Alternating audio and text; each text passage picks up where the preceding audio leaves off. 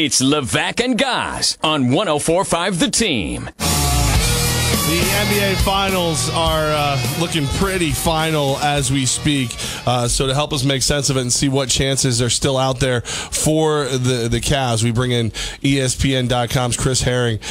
Chris, before we get into the serious stuff, I'm getting crushed over here because I'm excited Zima's coming back. Would you care to weigh in on that? I didn't hear you. You said because what is coming back? Zima, the drink? Oh, my Lord. You're talking to someone who wasn't a legal drinker at the time that Zima first came out. So no opinion on it other than to say that I thought we were too far removed from when that first came out. So I'll never forget. All right, Chris, why have the Warriors been able to get out to this amazing 3-0 lead?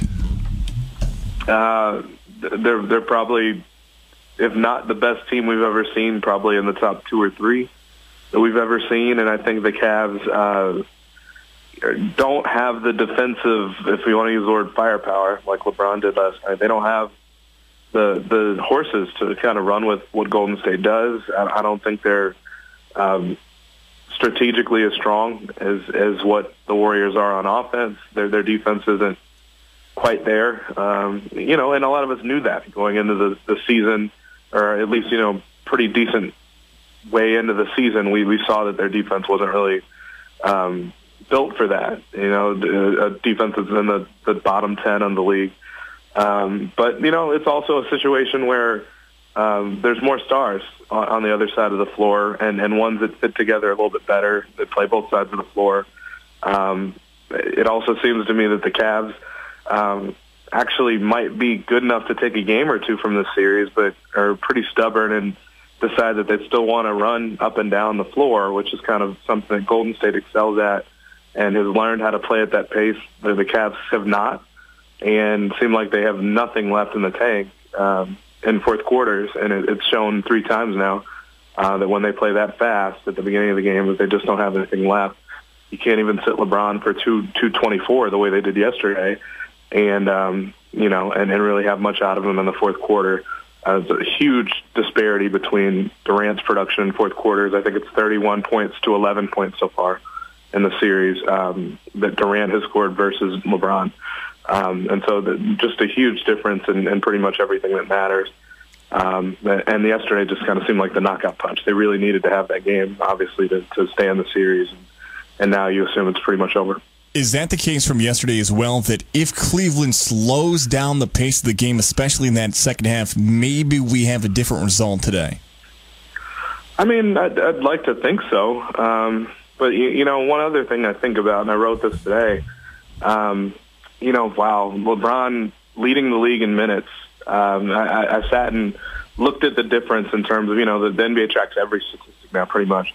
LeBron leading the league in minutes, playing, pretty much every night, not resting as much as you thought maybe they could have. And LeBron, obviously Durant having that injury that kept him out for 20 games, so that obviously skewing things a little bit. But, Durant even having a couple games in the playoffs where he didn't play, 47 miles less on on Kevin Durant's legs than LeBron's this season. When you look at that, and you also factor in the idea that even in this series, look at the situation where Kevin Durant gets a couple minutes extra. Steve Kerr feeling so such a small threat here that he can sit out both Durant and Steph Curry at the same time. And for a while, you look at that and you say, what is he doing? But on the flip side of that, the Cavs only outscoring the Warriors 14-11 during the 5 or 6 minutes that was actually the case. And meanwhile, the Cavs getting outscored 12-0 for less than 3 minutes that LeBron is off the floor. And so, they just didn't have enough options. They had 6 possessions with LeBron on the bench over those 3 minutes, 2.5 minutes that he was on the bench. And, all 6 of them, they just didn't score. 5 of them, they had 1 pass or no passes. And so there's just not enough infrastructure in place outside of him. Kyrie and Kevin Love aren't good enough two-way players. And that's the difference with Golden State. Golden State, all their guys do, they're kind of multi-skilled. And, I don't think you can really say that about the Cavs right now. They need better defense. ESPN's Chris Herring with us right now on 104.5 The Team. So, Chris, what's the best the Cavs can hope for? Can they win one game? Can they maybe squeak out two, or is it just die valiantly in Game 4?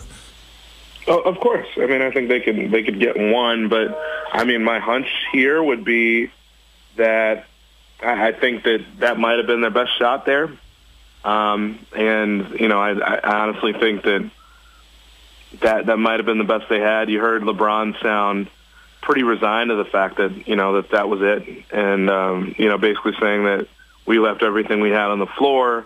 I think the way they lost was kind of in stunning fashion, and so I get the impression that might be it.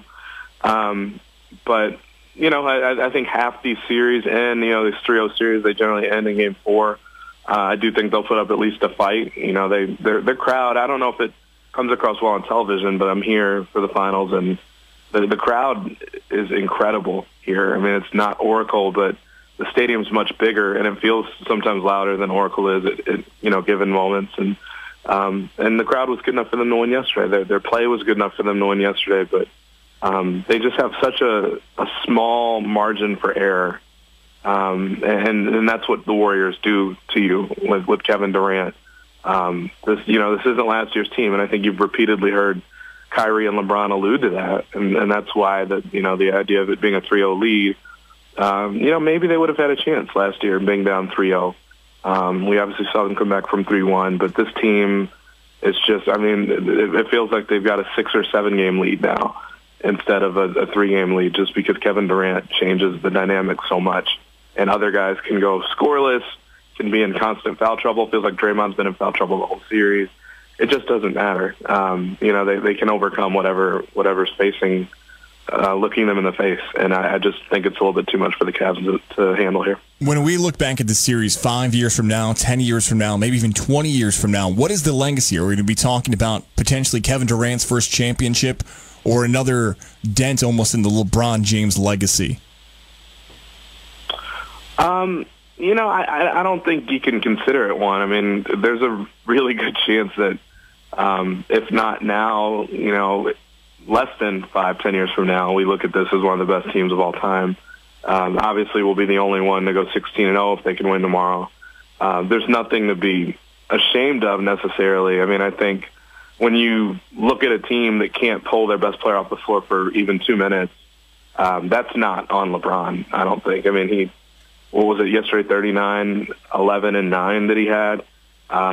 It's crazy to think that Kevin Durant has outplayed him, and yet LeBron is averaging a triple-double in the series. And the fact that Steph Curry is pretty much averaging a triple-double in this series and still has realistically no chance of winning the Finals MVP. I mean, you've had guys play at a really high level in this series. The truth is LeBron didn't get enough assistance until it was probably too late. And Kyrie with that isolation play on Clay, a really poor shot and a probably ill-advised shot that went back the other way for Durant's 3. He just had really uneven help and help that probably came a little bit too late, and not all at the right times in terms of, that fourth quarter. Just needing somebody to step up. Korver, misses that shot there in the corner. LeBron making the right play to find him, but just a little too late. But I don't think it reflects on LeBron. If we want to talk about this never happening to Jordan, Jordan never played teams this good in the finals, and now 3 straight years that he's played this team, probably should have lost all 3 times. So a point of pride to have at least the one title, but adding Durant to this team, I mean, it did what it should have done. Adding a top 3 player in the world to a 73-win team should have made them pretty close to invincible, and that's kind of what we're seeing right now. ESPN.com's Chris Herring with us right now on 104.5 The Team. Chris, we know you used to cover the Knicks, and as a long-suffering Knicks fan, what's next? Melo, Derrick Rose, you any feel if any of them or one or both of them will be back? With the Knicks specifically? Yeah. I mean, the Melo question is on him himself. The idea that He's got the no trade clause. If he wants to come back, he can. If he wants to come back, I've got serious questions about his well-being just because I don't, why would you continue to put yourself in a situation where you have little to no chance of the playoffs? At that point, it seems like more about pride than it was, about anything else because, Phil is telling him, basically, we don't want you here. And, it might just kind of be a battle of wills at that point, but it doesn't really seem to make sense to stay there when you're not wanted other than to just kind of outlast Phil Jackson. Derrick Rose, I don't think makes a whole lot of sense for them either. We're talking about Porzingis. I mean, if they want to keep him, it seems like at times they're almost indifferent to that. They just fired or let his favorite coach walk. So whether or not they prioritize the idea of keeping him there, I would hope that they do because Phil, probably only has a year and a half or 2 years left on his deal that he would be there for. Porzingis is not on the same timeline as those guys, and so you'd like to clean house, but you can't trade Carmelo without his permission. Rose doesn't make sense to keep either way. He's just not a good enough defender. And so you would think that you move on from him, but Phil talks more glowingly about Derrick Rose, oddly, than Carmelo Anthony. But the truth is, both of those guys are probably outside the beltway of kind of what you need right now. I think they actually are not in a horrible situation, but they are in a much better one if they could kind of just move on from Carmelo's contract.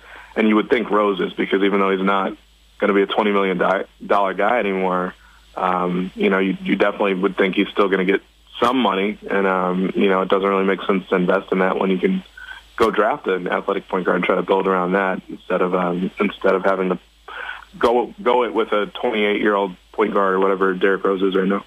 Chris Herring, man, we appreciate your help.